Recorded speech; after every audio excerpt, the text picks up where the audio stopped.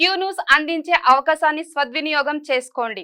సమస్య ఎక్కడున్నా నేనున్నానంటూ ధైర్యంగా ప్రశ్నిస్తూ రాజకీయాల పట్ల అవగాహన కలిగిన అనుభవం గల రంగారెడ్డి హైదరాబాద్ రిపోర్టర్లు కావాలను. సంప్రదించవలసిన నెంబర్లు 8688926084.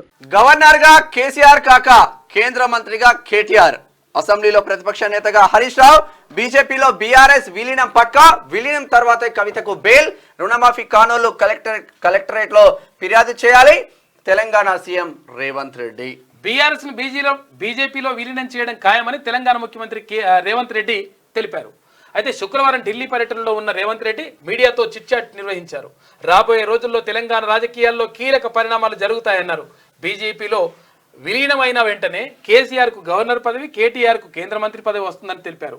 అయితే లిక్కర్ స్కామ్ కేసులో జైల్లో జీవితం గడుపుతున్న కవితకు అప్పుడు బెయిల్ వస్తుందని చెప్పేసి కూడా అన్నాడు.